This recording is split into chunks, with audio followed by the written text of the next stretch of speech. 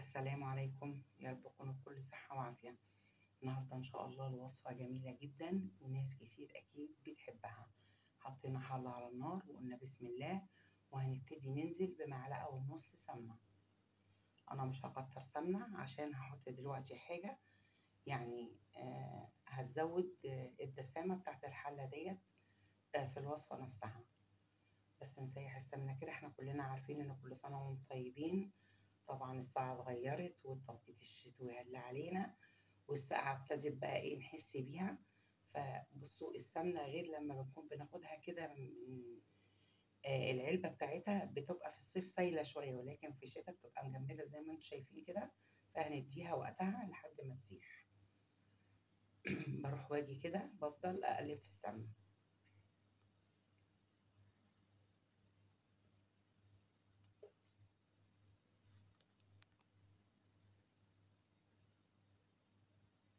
هنقول بسم الله، ومعايا كام قطعة دوش هنحطها.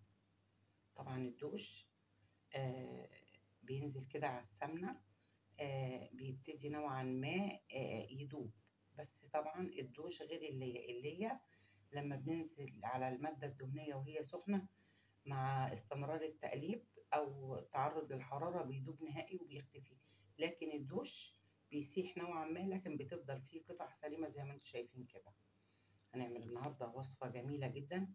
كل الشتاء ما بيخش علينا وبتبتدي تظهر الحاجة اللي احنا هنعملها النهاردة في السوق، بتشدنا ان احنا نعملها، يعني من جمالها بمعنى صح. في ناس ما بتحبهاش، وفي ناس كتير جدا بتحبها، وفي ناس بتعملها بطرق كتير غلط بتقلل القيمة بتاعتها. هننزل بالبصل زي ما انتم شايفين كده. انا ما استكفتش بصلتين او 3، ده كيلو بصل. وانا هنا قصدت ان انا اكتر البصل عشان انا هسوي اللحمة اللي انتوا هتشوفوها دلوقتي في البصل دوت. يعني هنقول سوا 80%. تخيلوا بقى ان احنا هنسوي اللحمة هنا في البصل نسبة 80% قبل ما نحط الخضار أو قبل ما نحط الطماطم أو نحط أي حاجة. هنسوي اللحمة هنا بنسبة 80%، وهتجربوها أو هتطبقوا الوصفة دي بنفس اللي أنا هعمله. هتعجبكم جدا بأمر الله.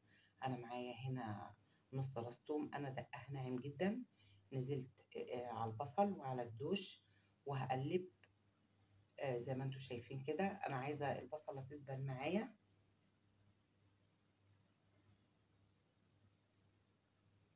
شايفين كل مدى البصل بيدبل فبيختفي او حجمه بيقل زي ما انتم شايفين كده. هقول بسم الله، وهنجيب اللحمة بتاعتنا اللي احنا مقطعينها قطع.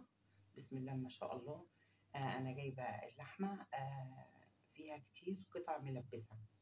طبعا هنطبخ هنقلي، فيستحب ان اللحمة ما تبقاش حمرة قوي. حلوة حتة اللحمة الملبسة في الوصفات اللي هي فيها نظام ان احنا نقلب، معنى اصح كده احنا هنسبك، فما بتبقاش حلوة قوي حتة اللحمة الحمراء قوي. هقول بسم الله، ونزلت بالبهارات الجافة، معلقة كزبرة هرمية، معلقة فلفل اسود، وطبعا مش هحط ملح دلوقتي. ونبتدي بقى نقلب زي ما انتم شايفين كده لحد لون اللحمة ما يغير معانا، وكل مدى بياخد من طعم البصل والثوم.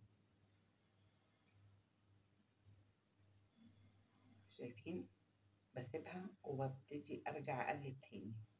هنشوف مع بعض شكل اللحمة هيغير نهائي، ولونها يعني مش هيبقى زي ما حطيناها. ببتدي اقلب كده.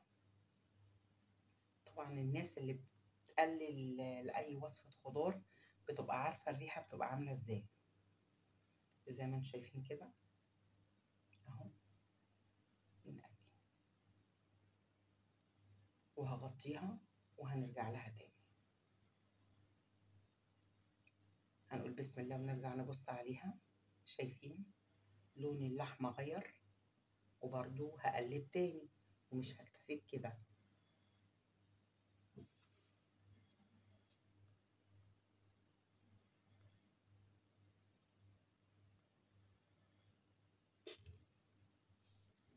شايفين؟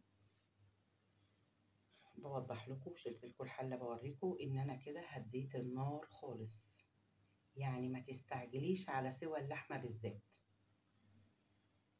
وهغطيها وهسيبها بقى على نار هاديه. خدت بعض من الوقت كده ونرجع نبص تاني، خدت وقتها ونرجع نبص. شايفين؟ اللهم بارك، لون اللحمه غير. فين البصل؟ بصوا بوضح لكم، شايفين؟ مفيش غير الدسامه بتاعت السمنه والدوش هي اللي باينه. البصل اختفى نهائي معايا اهو، برضو على نار هاديه. شايفين؟ برضو بشيل الحله وبوضح لكم ان الوصفه النهارده كلها بعملها على نار هاديه.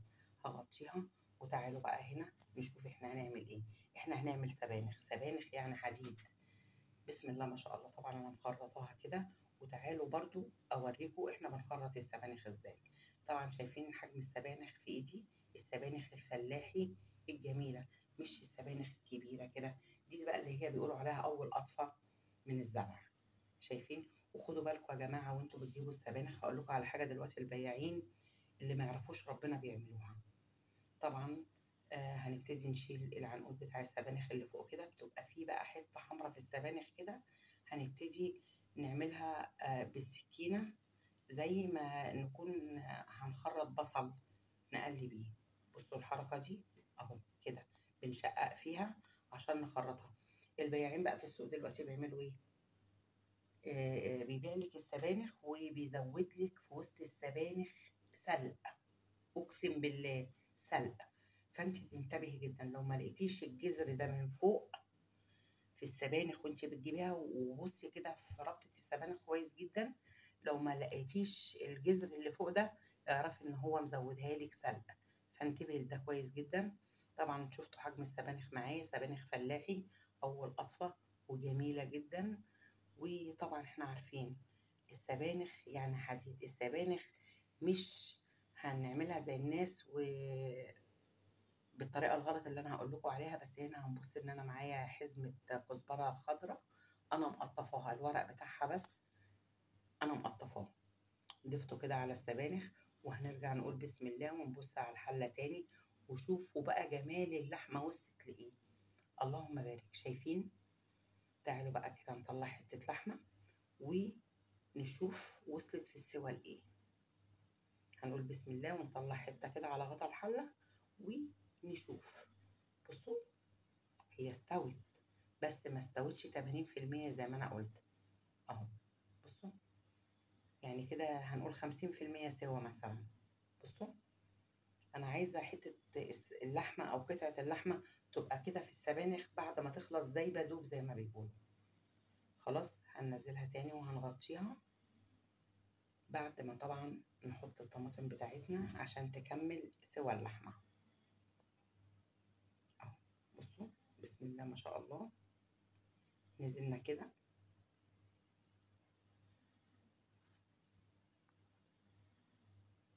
ونقلب.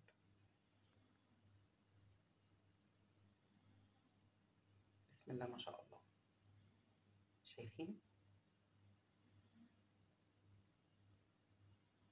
كده بقى هنبتدي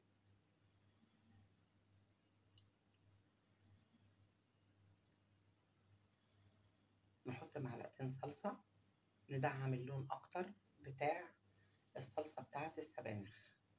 طبعا في ناس بتسلق السبانخ عشان تسرد ميتها، بحيث بيقولوا الكلى بتتعبنا والكلام دوت. طبعا أكيد ملهاش طعم، يعني بتتعبي منها.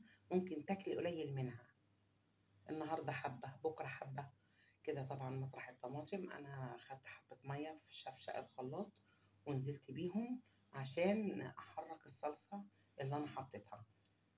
هنظبط الحلة كده ونغطيها ونرجع لها تاني بأمر الله. هنقول بسم الله ونرجع نشوف الطماطم وصلت لإيه أو التسبيكة. شايفين؟ الكمية بتاعت الصلصة هتقل معانا، بس برضو نشوف اللحمة وصلت لإيه. بسم الله ما شاء الله. بصوا اللحمة دايبة دوب، دايبة دوب. هننزلها كده كده، اللحمة استوت معايا 100%.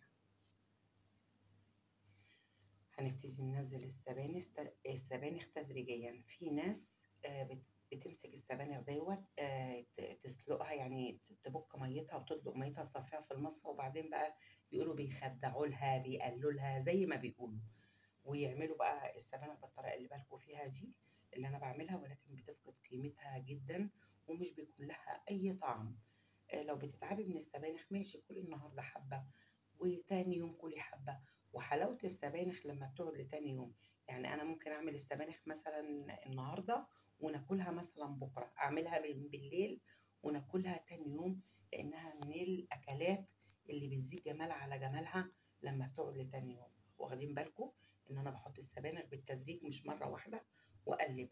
هي يعني بتكش، يعني لان احنا عارفين الورقيات دي كلها ميه. كده انا خلصت كميه السبانخ، اللهم بارك. بصوا بقى المنظر، بصوا الجمال يا جماعه. ايه ده؟